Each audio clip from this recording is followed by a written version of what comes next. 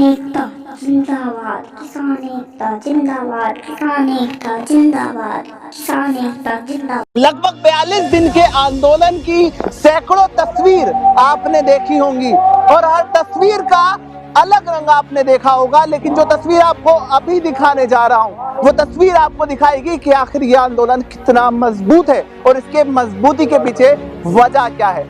बिल्कुल सही कह रहा हूँ, मजबूती। कहते हैं ना कि हर इंसान मजबूत होता है उसके परिवार से। ये आंदोलन मजबूत है इन आंदोलनकारियों के परिवार की यहाँ होने की वजह से। चौकीदार का रोल अदा कर रही है यहाँ पर आप बैठ करके। देखो भाई, सेवा है, जन सेवा है, ये जन सेवा जन सबका ही है, आंदोलन सबका ही, मेरा अकेली का नहीं है। अच्छा जी। जो कहते थे कि मैं भी चौकीदार, आज वो तो अपने घर में छुप के बैठे हैं। मेरा सवाल उनसे है कि कब आएंगे आप चौकीदारी करने, कब जागेंगे, कब आपकी इंसानियत जागेगी।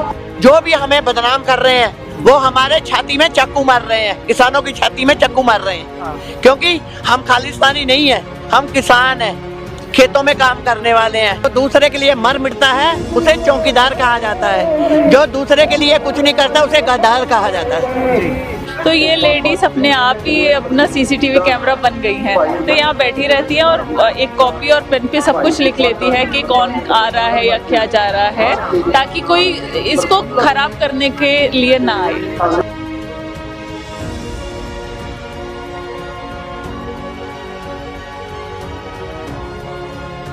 ये जो टेंट, ये येलो कलर का, ये पीले रंग का टेंट और यहाँ लिखा महिला ब्लॉक किसान लेडीज शी स्टोर नंबर 2। ये ब्लॉक आपको यहाँ से हम दिखाएंगे, ये यहाँ शुरू होता है और जहाँ तक आप ये पीला टेंट देखेंगे और दूर तक आप ये पीला टेंट देखेंगे, इस टेंट में आपको दिखाई देगा इन किसानों की मजबूती की वजह, इनका परिवार, इनके घरों की लेडीज का भी सड़कों पर होना। हम आपको दिखा रहे थे, यहाँ से लगातार दिखाएंगे कि इस पूरे टेंट में लगभग 200 से ज्यादा बेड का इंतजाम है, जहां किसानों की लेडीज यानी किसानों की बेटियां इस प्रोटेस्ट में हिस्सा लेने आई हैं। आपको दिखाएंगे कि छोटी छोटी विंडो भी इसमें खोली गई हैं।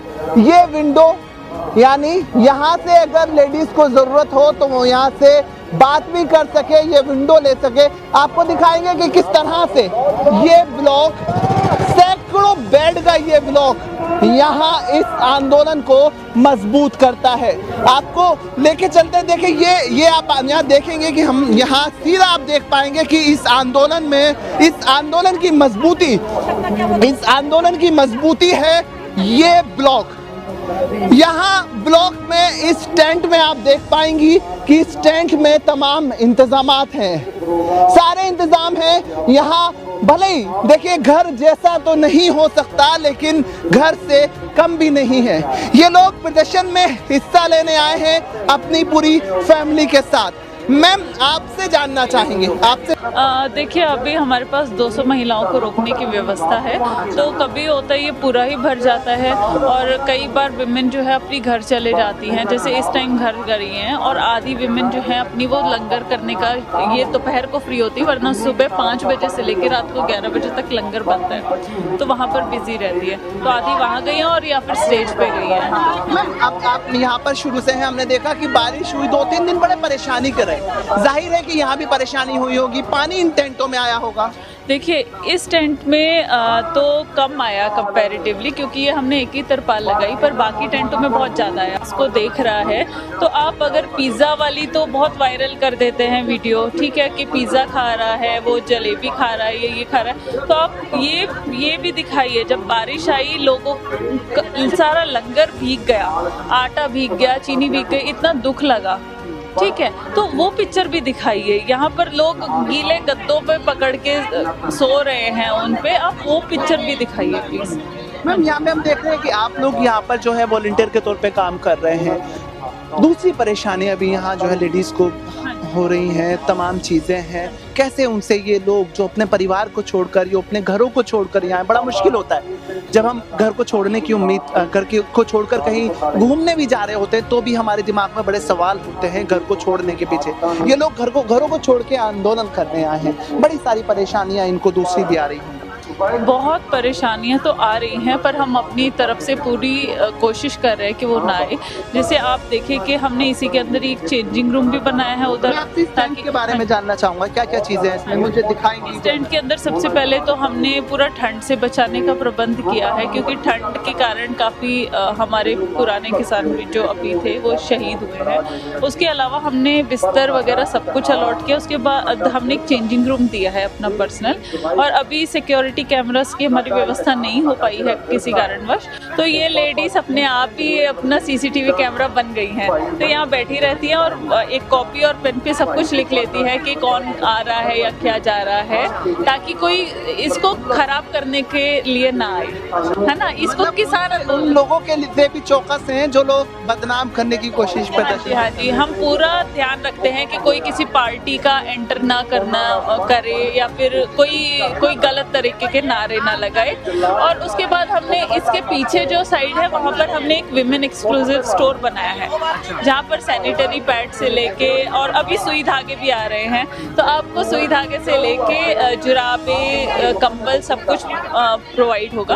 और इसके सामने ही हमने टॉयलेट्स बनाए हैं विमेन एक्सक्लूसिव, और उसके पास ही हमने, जहाँ पर मोस्टली लेडीज लंगर की सेवा करती है, उसके साथ ही हमने 2 वॉशिंग मशीन इंस्टॉल कराई हैं, ताकि वो साथ में बटन घुमा दिया और वॉशिंग मशीन चलती रही, और अपना ये जो है अपनी बहनें ये खाना बना लें। हाँ जी, मतलब सारी प्रदर्शन भी कर रहे हैं, और परेशानियों के जो मुसीबतें वो तो वाकई आ रही हैं, लेकिन मुसीबतों का बहुत ज्यादा सामना 2-4 ना होना पड़े। जितनी कम हो सके हम उतना ज़्यादा कर रहे हैं कि इनको ये ना लगे कि हाँ हम मतलब रोड पे आके बैठे हैं और कोई पूछ ही नहीं रहा है। तो आप अगर ह्यूमैनिटेरियन ग्राउंड्स पे भी आते हैं तो आपको आके एटलीस्ट देखना चाहिए, सेवा करना चाहिए, और आप प्लीज़ और ये विमेन का बहुत बड़ा रोल होना चाहिए इस उसमें, क्योंकि ये वर्ल्ड का सबसे बड़ा प्रोटेस्ट बन रहा है। कहते हैं कि हर इंसान की कामयाबी के पीछे उसकी किसी न किसी ख्वातीन का, औरत का, लेडीज का हाथ होता है। इस आंदोलन की मजबूती के पीछे भी हम आपको दिखा रहे हैं कि कैसे उनके घरों की, प्रदर्शनकारियों के घरों की औरतों का हाथ है। और क्या इस टेंट के बारे में ऐसा है जो हमारा जानना जरूरी है? देखिए, अभी तो फिलहाल यही है कि विमेन इसको खुद चला रही, सारा सफाई से लेके अभी 1 घंटे बाद सारी सफाई होगी, और उसके बाद देखेंगे, ये खुद ही चेक करते हैं कोई गीला बिस्तर तो नहीं हुआ है या कोई और दिक्कत आ रही, तो ये तुरंत फ़ोन कर देंगे कि ये दिक्कत आ रही है। उसके बाद इसको एक सबसे बड़ा रोल है कि जो हमारे मेल वॉलंटियर्स हैं वो भी पूरा मदद कर रहे हैं इस चीज़ में, ठीक है। वो खुद आके पूछते हैं। देखिए, ये हमारी विमेन की तरफ से अगर आप बोलेंगे तो हमारे लिए बहुत बड़ा लिबरेटिंग स्टैंस है कि मैन आके पूछ रहे कि पैड्स की ज़रूरत तो नहीं है, जिसको आज तक टैबू समझा जाता था जिस चीज़ को, तो यहाँ पर पैड्स ओपनली पड़े हुए हैं, ठीक है। कोई काली पॉलीथीन नहीं है जिसकी वजह से हम पहले बात करते थे कि यार ये नेचुरल प्रोसेस है, तो इसमें हमें काली पॉलीथीन क्यों डाल के दी जाती है। तो यहाँ पर जो हमारे मेल जो हैं वॉलंटियर्स या कोई भी आके पूछेंगे किसी चीज़ की ज़रूरत तो नहीं है, किसी ऐसी चीज़ या सैनिटरी पैड्स, तो वो बहुत ओपनली डिस्कस हो रहा है यहाँ पर, तो वो अपने आप में एक बहुत बड़ा स्टेप मैं मानती हूँ। देखिए, तमाम बहुत शुक्रिया आपका हमसे बात करने के लिए। Thank you. यहाँ सब अच्छे से वॉलंटियर्स ने हमें समझाया कि क्या क्या इंतजाम है। वॉलंटियर से तो बात हुई, अब बात हो गई यहाँ बैठे चौकीदारों से। आंटी, चौकीदार का रोल अदा कर रही है यहाँ पर आप बैठ करके? देखो भाई, सेवा है, जन सेवा है, ये जन सेवा जन सबका ही है, आंदोलन सबका ही, मेरा अकेली का नहीं है। अच्छा जी, जो भी खाना खाता है, शाम को रोटी खाता है, सुबह रोटी खाता है, सबका ही आंदोलन है। अच्छा, खाली किसानों का नहीं समझो कि खाली किसानों का, किसानों का तो है ही, किसान उगाने वाले हैं, जनता खाने वाली है। ये जो मोदी जी खाना खाते हैं शाम को, वो भी हमारे माध्यम से खाते हैं, हम उगाते हैं तभी तो मोदी जी खाना खाते हैं। क्या मोदी जी को सोचना चाहिए कि जो मैं 2 टाइम खाना खाता हूँ या मेरी माँ खाती है, उनकी माँ तो है, माँ भी खाना खाती है कि बेटा खाना खा ले, वो जो खाना खाते हैं थाली पुरसती है, वो हमारे हम खेतों में जब सांप लिपटते हैं हम बच्चे हमारे कहते हैं कि पानी मम्मी लगाने जा रहा हूँ, तो हम ये सोचते हैं कहीं सांप ना हो, है नहीं, कहीं सांप लिपट गया, कहीं बच्चे को रात बरात कुछ हो जाए। मैं तो घर लेटी हूँ, हमें जब तक नींद नहीं आती, जब तक हमारा बच्चा घर लौट के नहीं आता खेत में से, दादी माँ हो या बाप हो, उसे नींद नहीं आती है। ये मोदी जी को सोचना चाहिए कि जिस थाली को परस के मैं खाता हूँ, ये थाली उसी किसान की है।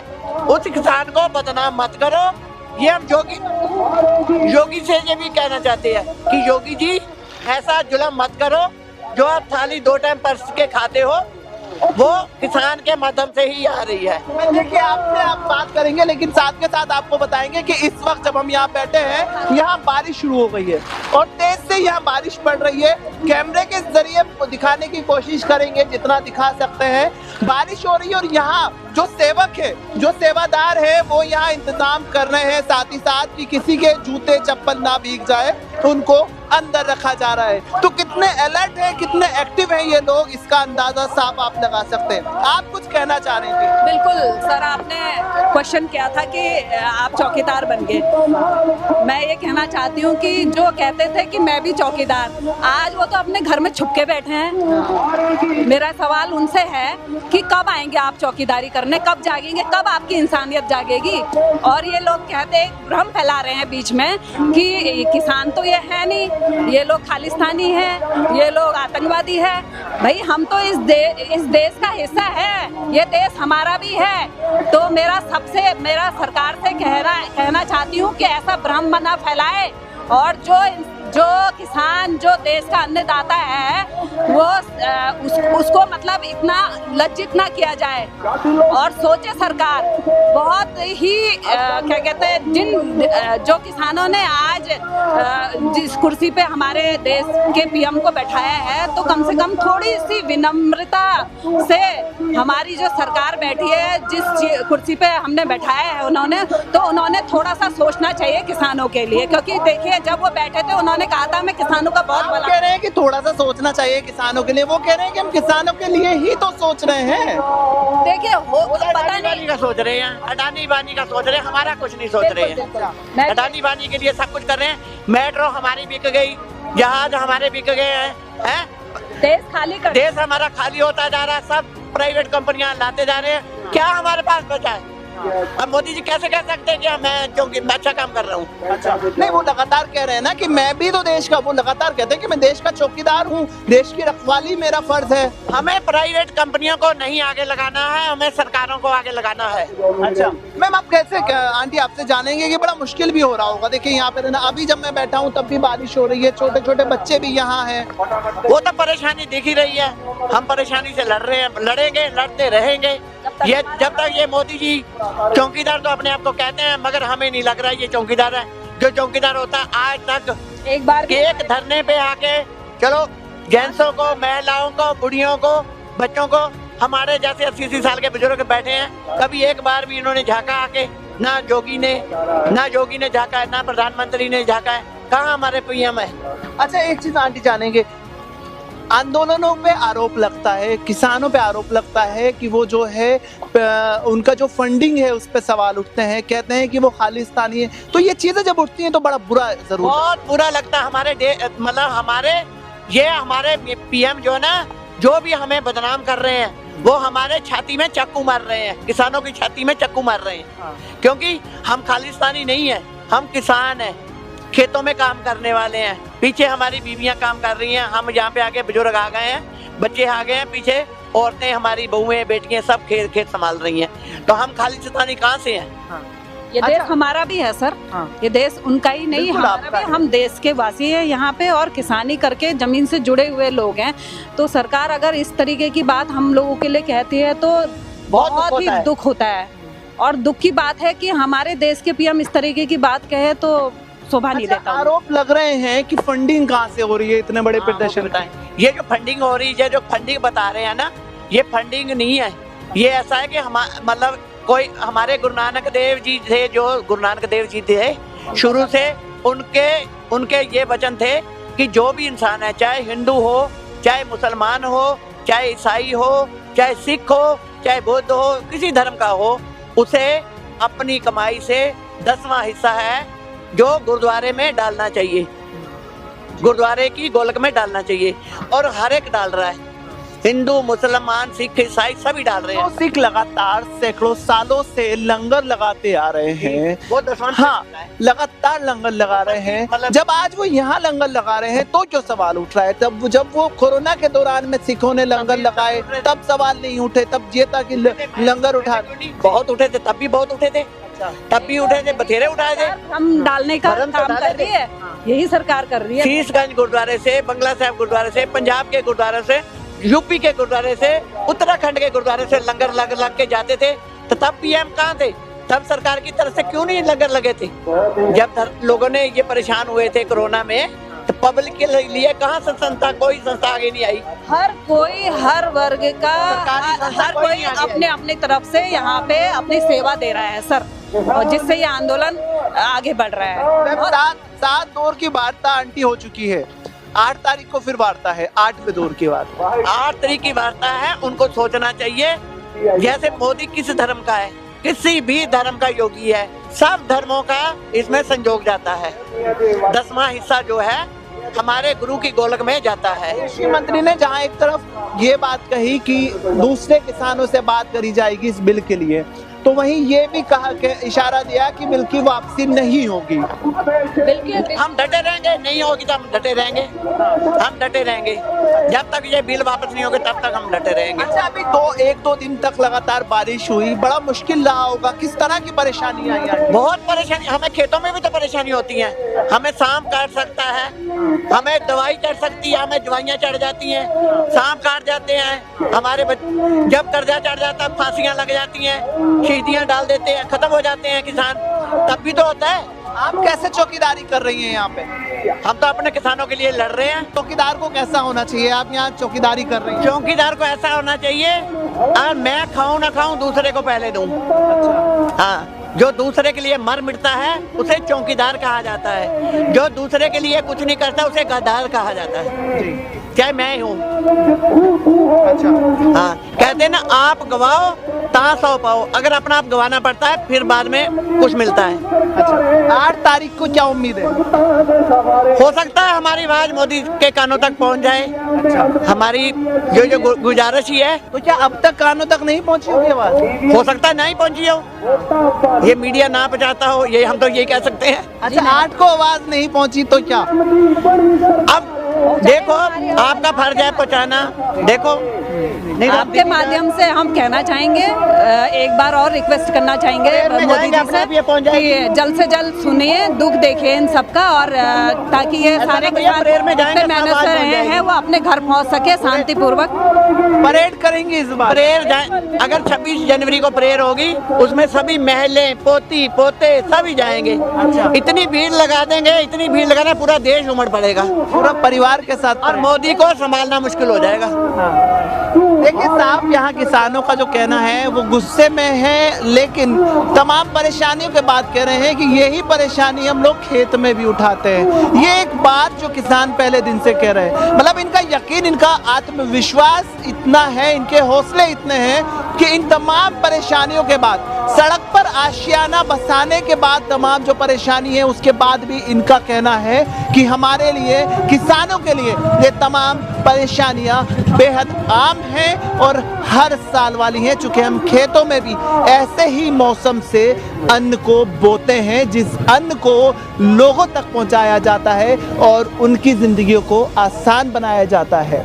तो साफ किसानों का कहना है कि हम डटे हैं और डटे रहेंगे। जिस तरह से हम डटे होते हैं हर मौसम के खिलाफ अपने खेतों में, वैसे हम डटे होंगे और डटे रहेंगे यहाँ इस सड़क पर, इन तमाम सड़कों पर, अगर सरकार हमारी बातें नहीं मानती। आप बने रहे दानेशन के साथ, ऐसी तमाम चीजें मैं दानेशन के जरिए आपको लगातार दिखाता रहूंगा।